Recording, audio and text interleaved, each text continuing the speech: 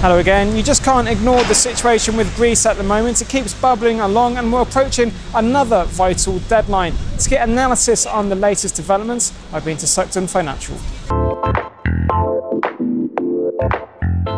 Let's concentrate on what's happening with Greece at the moment. It seems to me the momentum's changed slightly. There's been a lot of talk about Greece leading these negotiations, but it seems to me the creditors have almost had enough of Greece at the moment. It seems like the Greek Prime Minister Alexis Tsipras is a bit running out of time.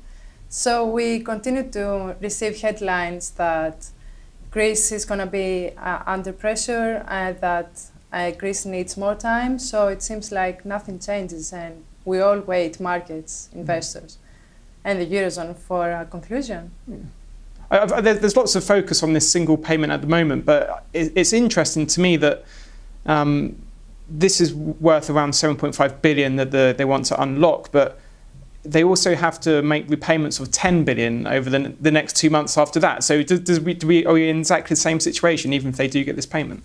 It is a roller coaster for the Greek government and the Greek people as well. Of course, we have the deadline, as we all know, on 30th of June. So it seems like we're almost 3 weeks of about that the current date is about to expire. The next looming deadline is around mid-July, and of course, as we all know, Greece is looking for a 9-month just postponing of the current agreement, just extension program in order to gain more time and possibly reform his program. Yeah, so if they do get this 7.5 billion, do they have enough money to make the next payments? Or is it just that can kick an exercise which we've seen so often? It seems like the Greek government tries to find and help everybody. They try to put some aid and the repayments back to the IMF, as we all know, and the ECB. But on the other side, they try to pay the pensions and try to satisfy the Greek people as well. So it's a very tough decision for the Greek government if they're going to stay in or out the Eurozone. But it seems like the Greek Prime Minister, Alexis Tsipras, is just trying to buy more time, as we all know. Yeah, and what about the currency implications for this?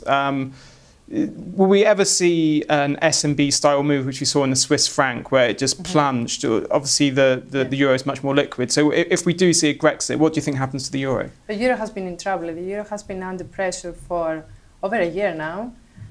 But we expect, with a possible Grexit, we could see in Sucden Financial the euro being around support of 1.02 to 1.04. That's the recent support that we could see. On the other side, if we breach this level, then euro is going to be around 0.9 to 0.8 against the dollar. But the interesting thing for me is that back in 2012, with the crisis, the Greek crisis again, back then, the euro held pretty well. It was around 120 against the dollar. Of course, things are getting more serious now. And when we speak about Grexit, then anything could happen. There are people, though, who believe that it has already been priced in the markets, so we're going to see a heavy reaction for a few days or a week. But then it's going to be digested more. Yeah, sure. Let's just finish with your point of view. You're Greek, so it's really great to speak to you about on this topic. Yeah. Can Greece just fall out of the euro if the policymakers don't come to an agreement? Surely Tsipras hasn't been given the mandate by the Greek people to take the country out of the euro. It's quite sensitive for me to speak about Greece, and it's getting more personal day by day because the situation changes all the time. But yeah, the Greek people believed in Tsipras back in January 2015, so they elected him as a Greek Prime Minister, and they believe that he could change and put everything in order. It's very difficult for the Greek government to decide if they're going to stay in or out the Eurozone. There are many rumors about a possible referendum, so the Greek people are going to decide if they would like the euro or another currency. There are fresh rumors about elections in early spring 2016. So again, the government and the Greek people are going to decide. But It's going to be very difficult, and it's better to wait and see what the situation is going to be in a few days. Just my last question, because it's difficult for someone like me to gauge what it's like in Greece, because we only can read what's written in the press. So, for example, you see Tsipras talking about asking for reparations from Germany and the like. So do you think Greece fundamentally remains a country which is pro-Euro, pro-European?